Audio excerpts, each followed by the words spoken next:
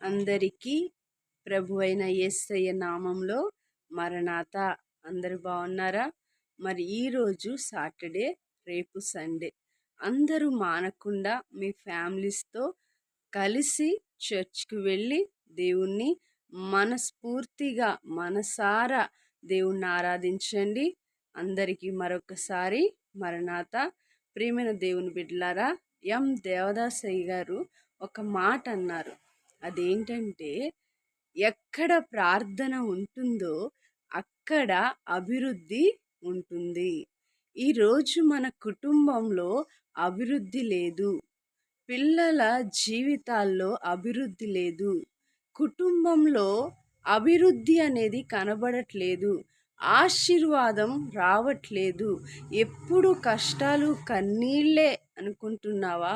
ప్రియ సహోదరి సహోదరుడా, నీవు నిజముగా రోజుకి ఎన్ని గంటలు ప్రార్థన చేస్తున్నావు? పోనీ ఒక అరగంటైనా ప్రార్థన చేస్తున్నావా? ప్రార్థన లేని నీ కుటుంబం ఎలా ఆశీర్వదించబడుతుంది? ఎలా అభివృద్ధిని నువ్వు చూస్తావు?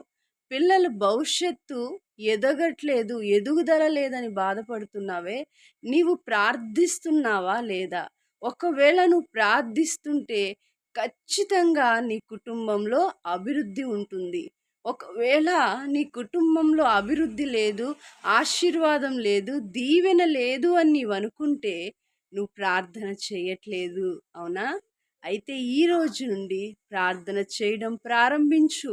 దేవుడు నిన్ను ఆశీర్వదించాలని, నీ కుటుంబాన్ని అభివృద్ధి చేయాలని ఆయన ఎంతో ప్రేమతో ఎదురు చూస్తున్నాడు. ప్రార్థిద్దామా? ఆయన సన్నిధిలో మోకరిద్దామా? ఆయన కృప ఎల్లప్పుడూ